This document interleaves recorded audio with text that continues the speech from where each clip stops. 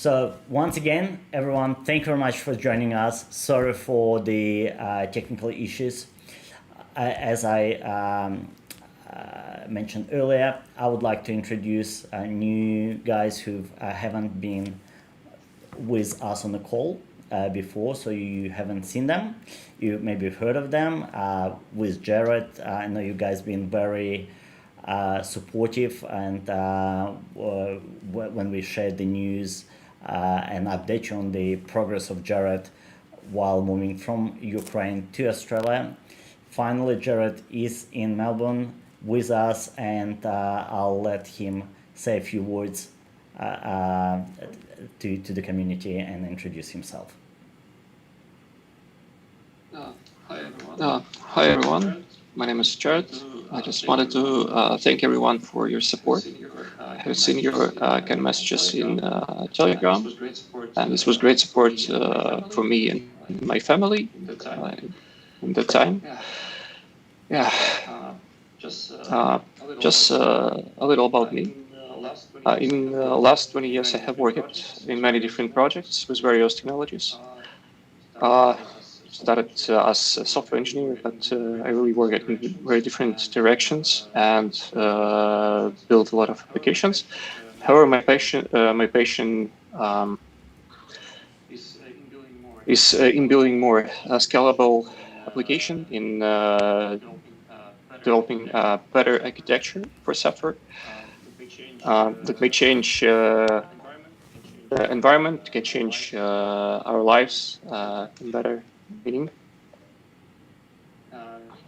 At this moment, we are plenty. At the moment, we're busy working with a new release, Shping 2.0. Each team member have a lot of tasks and backlogs, and we are doing really a lot of stuff here. And it's really great to join Melbourne team and work with everyone together. Thank Jared. Let me introduce Tristan. Also, you haven't met Tristan before. Tristan is our marketing manager, CMO. So I'll pass the microphone or the stage to Tristan. Thanks, Gennady. Hi everyone, and I'd just like to take a brief moment to introduce myself and say just how excited I am to be part of Shping. As you've heard, my name's Tristan, and coming from an ASX listed company in JB Hi-Fi to a startup like Shping, it's always going to take a bit of adjustment, but I'm pleasantly surprised at the systems, technology, community and culture that Shping has here in Melbourne. It's a well-oiled machine that's producing some incredible work, and I'm really looking forward to contributing to the initial success. Before I forget though, I'd like to reach out to those in the crypto community who have been so welcoming, and I look forward to getting to know everybody, the wider community, you better. Know that Shping's in good hands with me being the Chief Marketing Officer.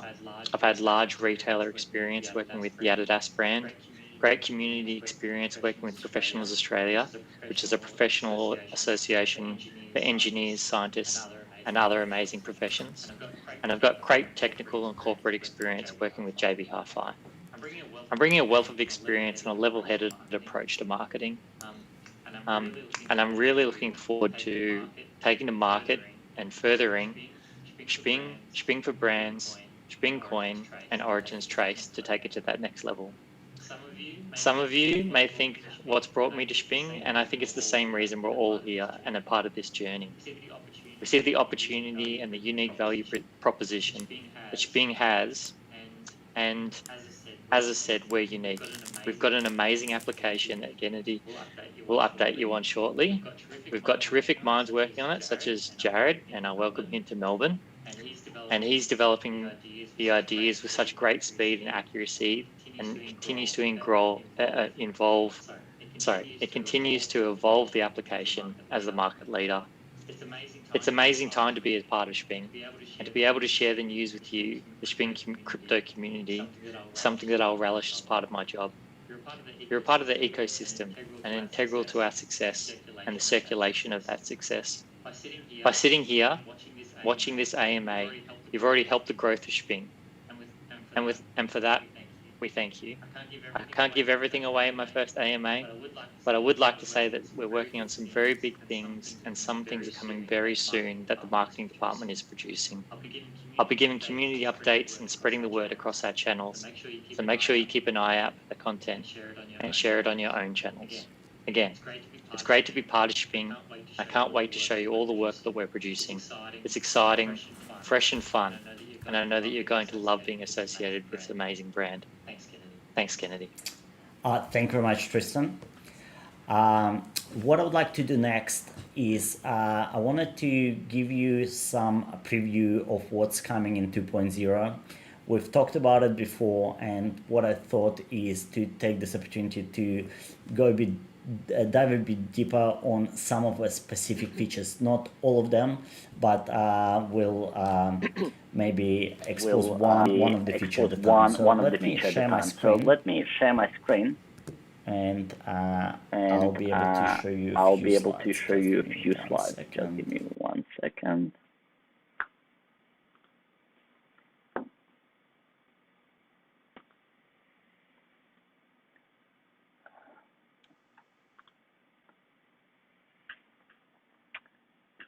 Let me just see if the screen will appear. Awesome. Okay, so in 2.0, the key features that we expect to release with 2.0 version is we're completely changing the level up rules for the app users. Those level up rules are built more about the business objectives of our partner brands and us as the ecosystem. We have enhanced the karma. So within Shping app, we have a karma settings that accumulates and reflects on the use of the app. And karma has been designed.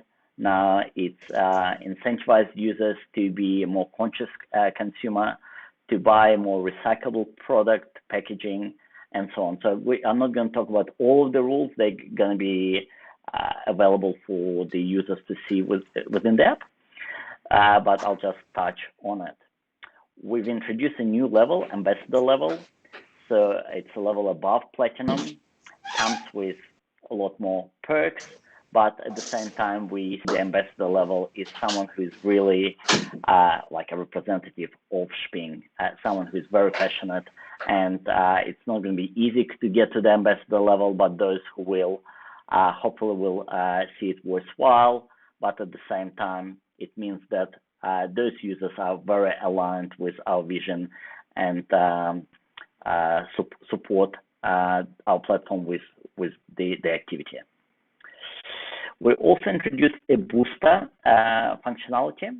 So booster functionality in a very sort of high level, it's something that enables app users to increase their cash out or redemption capacity per month. As you may have heard, we have a monthly limit that limits how much user can withdraw or redeem in terms of the Shping coins from the account, depending on the tier level. So on the basic level, it's one limit. On the platinum and ambassador level, it's a different limit. But Booster allows them to even increase it even further. The way it's been designed is to manage and balance the supply and demand of Shping coins on the exchange, because the reason why those limits been introduced in the first place is to make sure that we don't see a situation where everyone wants to cash out their coins all at the same time, which increases the supply on the exchange and affects the price. So we've introduced special rules and mechanisms that allows those increases to be compensated with extra purchases that brands do on the exchange to compensate for those higher cash outs or withdrawals. Coinbase integration is one of the very big and milestones for us. It opens up a lot of opportunities, and some of them you'll see in the future features that we are working on. But to start with, Coinbase will enable any Shping app user to move their coins to Coinbase without incurring the gas fees. which at times could be quite high and could be prohibitive to do transaction, a low value transaction. So we see that as the very big advantage for our app users. The next step to integrate our app community to become more crypto savvy and involved community. And another big part of this release is the OCR engine. I'll talk about it in a second. I just want to sort of highlight the key parts of the 2.0 here. So with the ambassador level, as I mentioned, it's the highest level. We also introduced Karma and the and all the other features. But one of the features that are not listed here, which I'm going to talk about, is the receipt self-mapping. But we'll get to that in a second. Up until now, we've been using Google services and Amazon services for receipt recognition. While those platforms have a good, robust systems for receipt recognition, there was still some limitations that didn't allow us to do exactly what we need. So we decided that we're gonna develop our own engine that's gonna do extract of data from the receipt and also enable us to learn and to understand the receipts better and improve the way that OCR works. So we have developed and we're launching with this 2.0 our own proprietary OCR engine that I've already built in with the machine learning. So every time we get to process a new receipt, which has any anomalies, maybe it's being the photographs was taken at the angle, maybe the paper already faded a little bit. So it's going to learn and improve the way we're processing this data. It's a very powerful tool. I can say that we probably already in some areas are more advanced with the applications we've used from AWS and Google Cloud, but because it's custom made for us, over time it will be improving and moving more towards the perfection as close as we can get. In regards to receipt self-mapping, so receipts becoming one of the big part of our platform. It's a very reliable and important source of data. Obviously, when someone scans the product barcode, we understand that a person holds this product in their hand, but whether they have purchased it, whether it made it to their shopping basket, we didn't have this information before, and that's why we introduced the receipt capture. And now that we are capturing a lot of receipts, we have thousands of receipts flowing into our platform daily. We wanted to make the receipt storage for app users more convenient and more feature-rich. So now when a user uploads the receipt, we automatically can put it in, allocate it in the right folder. So over time, a user will have different folders representing a particular store, and there they can find any receipts that they're looking for. Not only that, because we're extracting the data from the receipt, they can do a search. So if they bought an iron board 2 years ago, they can just type iron board and will find them a receipt that has that product. In the ideal world, we want to be able to extract all of the data from the receipt and recognize all of the receipts. But the way machine learning works is that sometimes it requires help from the human. That next time they'll be able to process that matching or mapping automatically. So once the receipt's been uploaded, it will either, if it's been fully processed, will make it in its folder, the relevant folder, or it will land in the folder that's called needs attention. Also have 2 subfolders in it. So as users upload their receipts, they'll see how many receipts been marked as need attention. And there, those receipts are going to be either sitting in the folder where we're saying we recognize all the data on the receipt, but we haven't recognized what store it is. And therefore, we'll put it in the folder unrecognized stores. And that's where a consumer will be able to click on this receipt, tell us the name of the store. So next time when we see a similar receipt, the system will straight away know that that receipt belongs to that particular store. The other type of unrecognized receipt that we are going to be dealing with is when a particular string or the product on the receipt that we haven't recognized. So it could be an abbreviation used by a retailer that we don't know yet about, and therefore we would want consumer to map that listing to a particular product. It's a very simple process. All they do is they click map by scanning. It opens up the scanner, and they need to scan the product that that listing relates to. Once again, it needs to be done only once, and then next time we see that particular characters or string, we will be able to recognize that product. So that's pretty much all I wanted to share with you for this particular AMA. Maybe on the next call I'll talk about some other features, but that's what I wanted to cover for now. Hopefully you found it useful and gives a bit more perspective of the directions where we're heading. But for the time being, I would like to go back to our call and allow Sam to tell us about the questions that came through. So let me just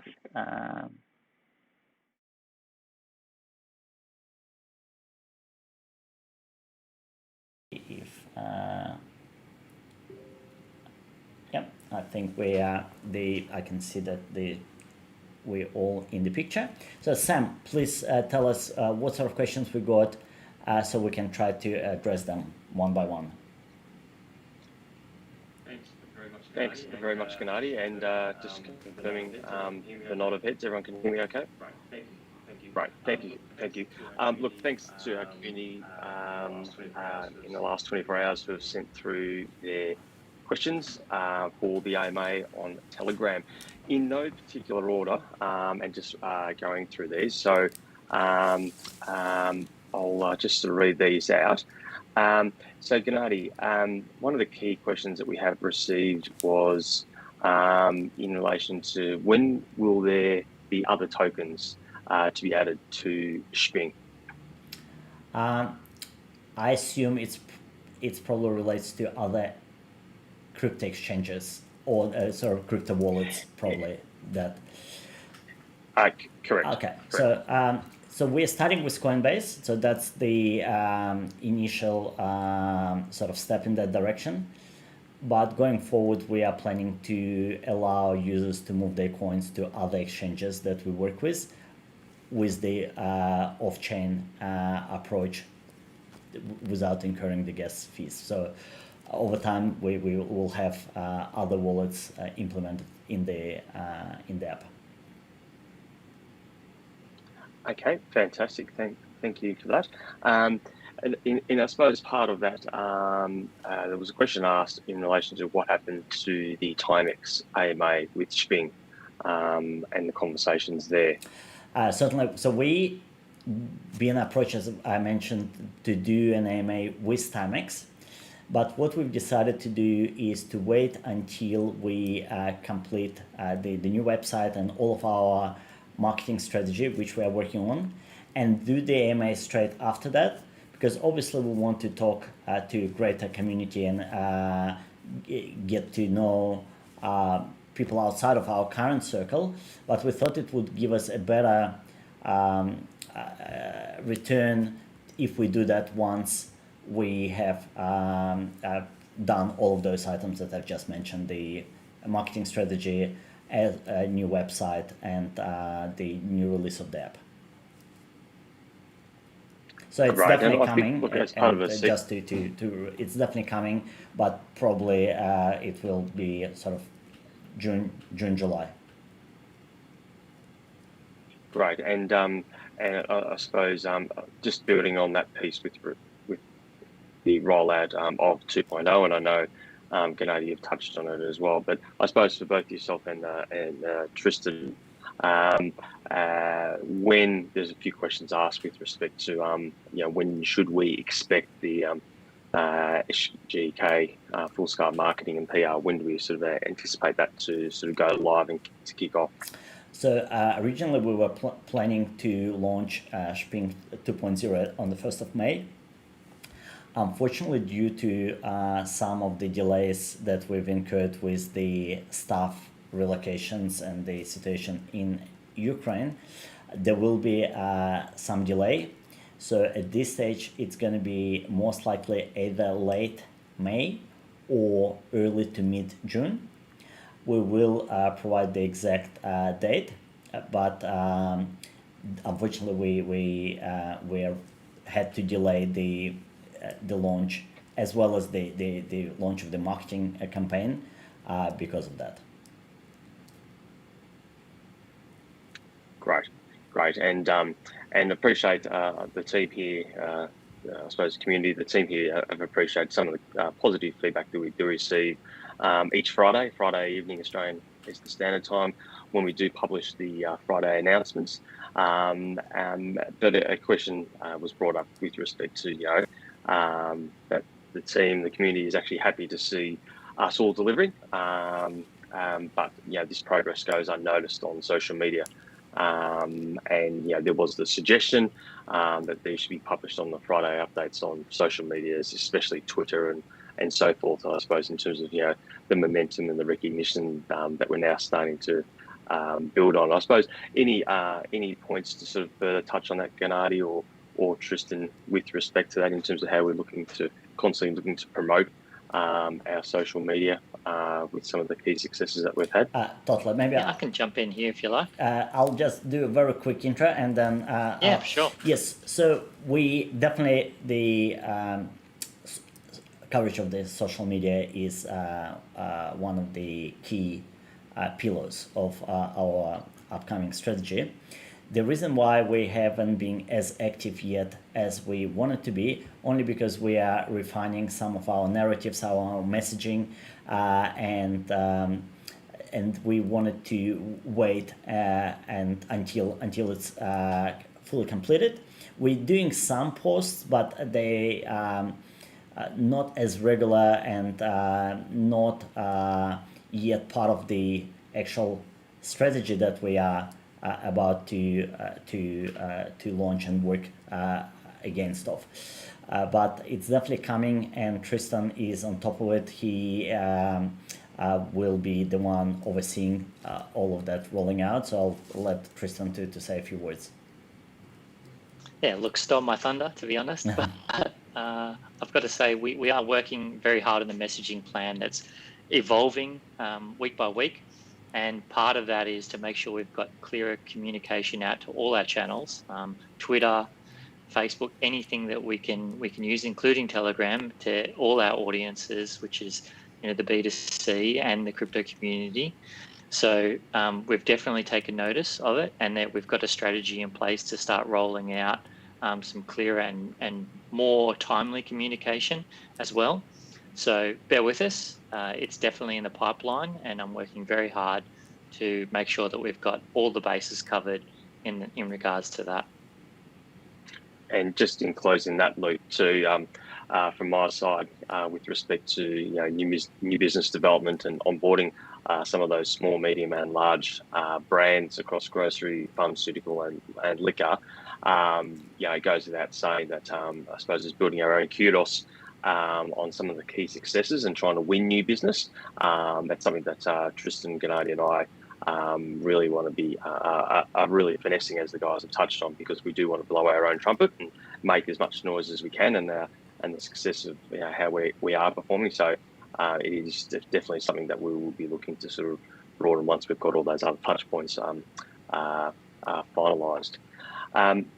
Just in terms of a question was asked in relation to back to the exchanges and specifically in relation to one of the questions around how will Shping commit to staying part of Ethereum throughout the up and coming merge was the question. So as we've touched on earlier, at this stage we don't have any plans moving away from Ethereum. We, like the rest of the Ethereum community, are anxious to see what the Ethereum 3.0 gonna give us, and we find solutions how to minimize any of the challenges that high cost of the Ethereum transaction comes with by implementing the off-chain transactions, integrations with Coinbase and so on. So we don't see an immediate need to explore any migration. Great, great. Thanks, Gennady. And look, just I suppose we've only got a few more here that have come through. Again, thanks to the community in relation to that. It was in relation to will Shping be used for other useful Origin services? That was one of the questions that did come through. Certainly. So at this stage, Shping coin is a coin of reward for consumer engagement. So when a consumer scans a product barcode for the purpose of product authentication, they have an option to also further engage with that particular brand, meaning that they can write reviews, they can watch particular videos, and interact with content linked to that particular product. And Origin Trace and Shping for Brands, even though it's two separate products dealing with two different departments in the business operation, at the end of the day, there is still a very strong link because both modules talk to the same consumer. So when we working with the brands, and we may be talking to the brand protection team or compliance team about the traceability and tracking the product movement through the supply chain, but we could also be talking to the marketing team how they could leverage the traceability that they've implemented to enhance consumer confidence. And that's where the Shping coin is playing a very big role on getting consumers to access all of that content. So it's in a way used by Origin Trace operation, but not directly. Excellent, thanks, Gennady. And lastly, given there was some consistency in some of the questions that did come through, the last question is in relation to, as part of the strategic runway and strategic horizons, when should we expect the Shping app to be used in other countries? So our vision, as we have shared with you guys before, we still at the very early stage of our development in Australia. So we've tested the model works. We can see that we deliver value for our brands. We can see we deliver value for the app users, and we feel that we can start scaling and growing our numbers in Australia. As soon as we're comfortable that we can keep up with the growth rate that we're currently planning to have in Australia, we will start making steps outside of Australia, or looking at moving outside of Australia to move to the to other markets. At this stage, I think towards the end of this calendar year, we should be able to have a clear picture of our immediate movements, but definitely on our agenda. Australia roughly represents about 1% of our potential growth level of where we want to be, but even that 1%, we still haven't grown to get maximum sort of milestone that we trying to achieve in Australia once the growth phase begins. Great. Thanks, Kanadi. That sort of wraps the questions that have come through from the community in terms of us being able to sort of consolidate and answer a majority of all of those this afternoon. Look, thanks everyone again for joining us on this call. Apologies for the technical difficulties in the beginning, but I think we've got there at the end. Thanks, Jared, Tristan, Sam. Thanks for helping me and participating in this call with us. And thanks for the community and anyone who is on the other end of this call for joining, supporting us.